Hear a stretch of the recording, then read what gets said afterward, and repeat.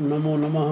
अहम डॉक्टर राम कुमार झा, ज्योतिष प्राध्यापक, श्री जगदम्बा संस्कृत महाविद्यालय, बाथो बेनीपुर, दरभंगा। रमल नवरत्नम शास्त्रीय प्रतिष्ठा द्वितीय खंड विषय संवत्सर फल ज्ञान रत्नम। पिछली कक्षा में हम संवत्सर फल पढ़े थे और आज भी संवत्सर फल आगे पढ़ेंगे।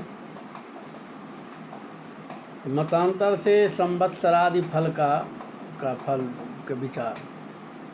अथान्यत संप्रवक्ष्यामि सामान्यम सर्वगोचरे तथा सर्वजनानां च फलं मासे अहनिवत्सरे श्रमाश्रितो यदुद्देश फलं तस्य च संवदेत। अब मतांतर से संवत्सर आदि का फल कहते हैं। जो कोई पूछने के लिए आवे, सबका संवत्सर मास और दिन का फल कहना चाहिए। शकल बनाने का प्रकार।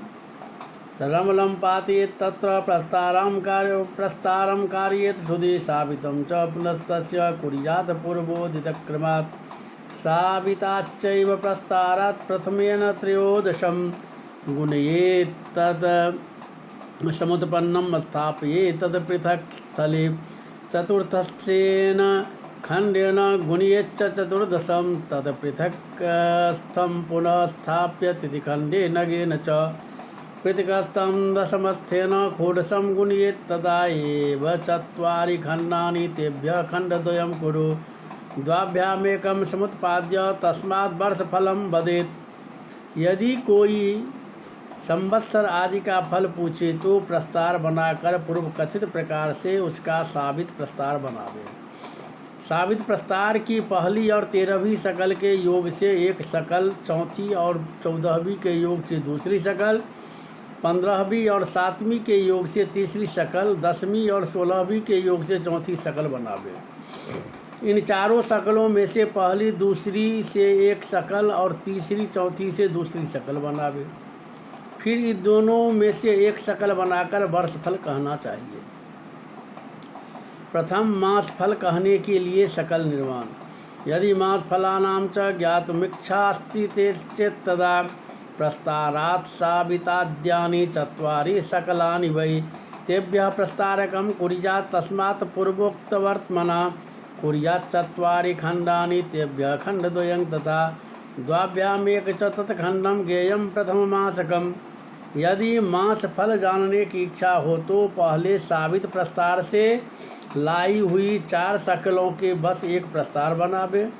फिर उस प्रस्तार की पहली और 13वीं शकल से एक शकल, चौथी और 14वीं से दूसरी शकल, 7वीं और 15वीं से तीसरी शकल, 10वीं और 16वीं शकल से चौथी शकल बनावे।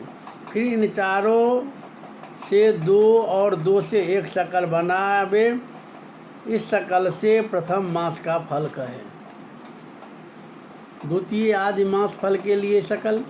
आद्य मासाद प्रस्तारात् खंड मासद द्वितीयकम द्वितीयाच्च तृतीयंतु तृतीयाच्च चतुर्थकम एवं 12 मासानां खंडानि रचयेत् शुद्धि तेभ्यः फलं च मासानां वक्ष्यमानः वदेत् बुधः।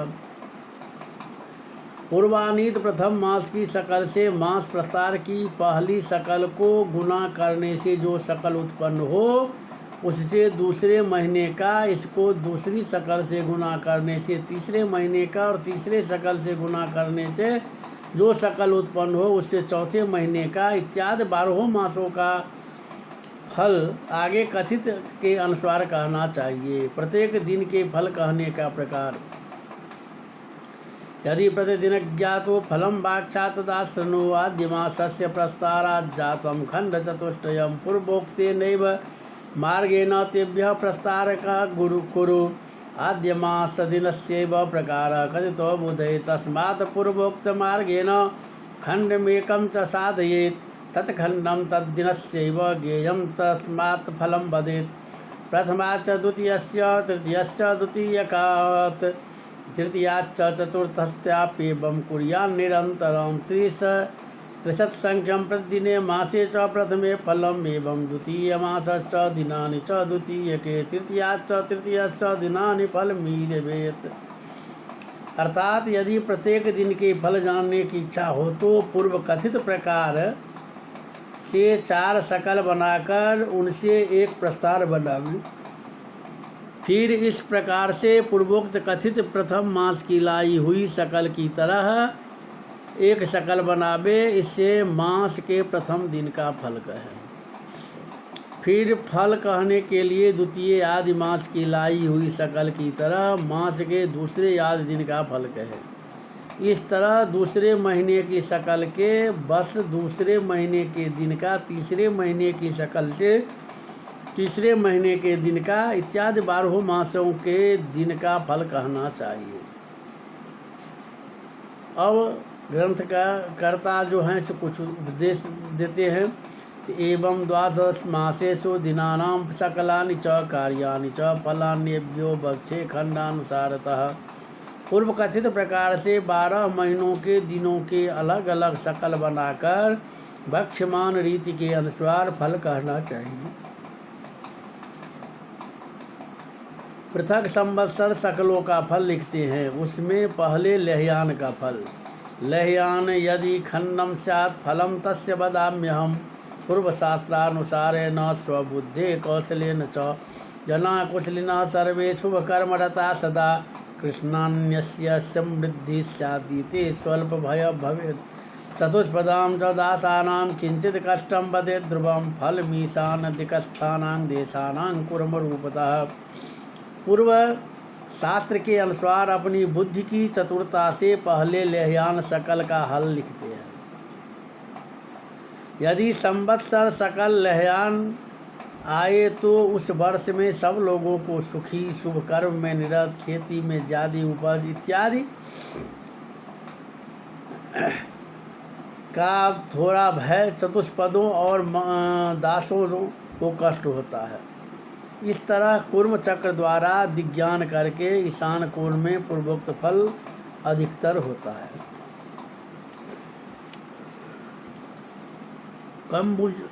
कब्जुदाखिल शकल का फल। कब्जुदाखिल खंडम तद्दता तस्य फलम वदेत् व्यापारे बहुलाभ स्यात् पुण्ये चैव मतिर्भवेत्। फलान्यमृत तुल्यानि वृक्षे सन्ति बहूनि च भक्षणं च भवेत् तेषां लोकानां च सुखं वदेत्। पदार्थस्योत्तमस्यैव वृद्धिर्भवति भूयसी राजानः सुखरूपास्युर्नीतिमार्गे रतास्तथा। प्रजानां पालने प्रीति संसारस्य स्थितिर्भवेत्। स्वास्थ्यं च निर्भयं पूर्वदिशि स्यात् कूर्म साधनात्। यदि संवत्सर सकल कब्ज दाखिल आवे तो उस वर्ष में व्यापार में लाभ, पुण्य करने की बुद्धि, वृक्षों में अमृत तुल्य अनेक फल तथा उनको खाने से मनुष्यों को सुख, उत्तम वस्तु की वृद्धि, राजाओं को सुख, नीति मार्ग में निरत, प्रजा पालन में प्रेम, सांसारिक उत्तम स्थिति, लोगों में स्वस्थता और निर्भयता होती है।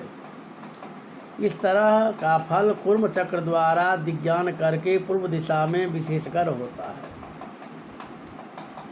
कब्ज खारिज शकल का फल। कब्ज खारिज खंड तद्दता तदा तस्य फल ब्रुवे तदोद्विग्निमानाः सर्वजनो वृष्टिश्च भूरिश चोष्णत्वमति ग्रीष्मत्तो नृपासत्वन्यायवर्तिनः गृहे गृहे च कलहो युद्धं चैव परस्परम् नीचानां प्रबलत्वं च चौरादीनां तथैव च जलाग्निभ्यो हि द्रव्यस्य नाशो भवति भूरिश दशकानां च वृद्धिः स्यात् धनास्यान्मृतिर्भवेत् दिशस्सु नैऋतिस्थेषु फलं तत्र तथैव च। यदि संवत्सर सकल कब्जुला खारिज आवे तो उस वर्ष में जनों की उद्विग्नता, अधिक वृष्टि, ग्रीष्म ऋतु में अत्यंत गर्मी, राजा लोग अन्यायी, प्रत्येक घर में झगड़ा, आपस में लड़ाई, नीच जनों की प्रबलता, चोर आदि की प्रबलता, जल और अग्नि से बहुत वस्तु की हानि, दंशक, सर्प, मक्खी, मच्छर आदि का प्रकोप की वृद्धि, लोगों को अचानक आकस्मिक मृत्यु होती है। ये सब फल नैऋत्य कोण में विशेषकर होते हैं। जमात शकल का फल। यदि तज्जमातं स्यात् तदा तस्य फलं वदेत्। सर्वेषां च पदार्थानां वृद्धिर्भवति भूयसी नीति मार्ग रता सर्वे जनाश्च सुख संयुता किंचित श्लेख विकारस्य भयं भवति देहिनाम् उत्तरस्थेषु देशेषु वरुणस्थे च गोचरे फलं तत्रैव विज्ञेयं जमातस्य स्मृति बुधय। यदि संवत्सर सकल जमात आवे तो उस वर्ष में सब वस्तुओं की वृद्धि, सब लोग सुखी, नीति मार्ग निरत और देहधारियों को कफ का भय कहना चाहिए। ये फल उत्तर और पश्चिम देशों में होते हैं। इस तरह जमात सकल का फल कहना चाहिए।